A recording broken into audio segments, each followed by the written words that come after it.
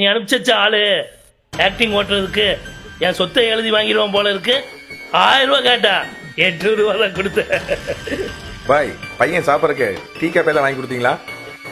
செஞ்ச வேலைக்கு கூலி கொடுத்தாச்சுல்ல, அப்புறம் எதுக்கு அது இதுவும் வாங்கி கொடுக்கணும்? அப்படியெல்லாம் வாங்கி கொடுத்து பழக்கூடாது நண்பா. என்ன பாய் சொல்றீங்க?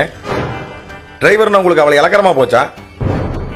பாய் வீட்டில் தூங்கிட்டு இருந்தனை எழுப்பி டீ கூட குடிக்க விடாம உங்களுக்கு நேரம் ஆயிரமேக்காண்டி அறக்க பறக்க அவனை அனுப்பி வச்சேன். நீங்க என்னடானா அந்த பையனை வெறும் வயித்துல அனுப்பி வச்சிருக்கீங்க.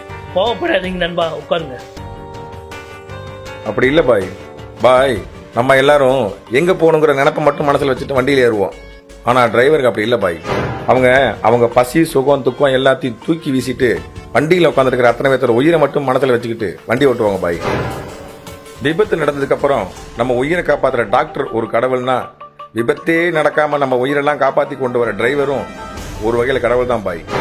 பாய் மழை வெயில்னு பார்க்காம ஆயுதம் ஏந்தி நம்ம எல்லையை பாதுகாக்கிற ராணுவ வீரர் ஒரு தியாகினா, இரவு பகல்னு பார்க்காம நம்ம கூட்ட நேரமெல்லாம் வந்து நிக்கிற டிரைவரும் ஒரு தியாகி தான் பாய்.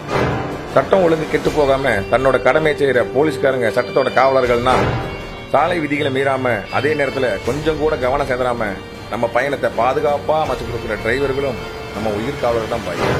அதுக்காக அவங்கள கோயிலை கட்டி கும்பிட சொல்ல பாய். அவங்களுக்கு பின்னாடியும் குடும்பம் இருக்குங்கிறத புரிஞ்சுக்கிட்டு அவங்கள அனுசரணை நடத்தினா மட்டும் போதும். யா அல்லாஹ், நான் எவ்வளவு பெரிய தப்பு பண்ணிட்டேன்.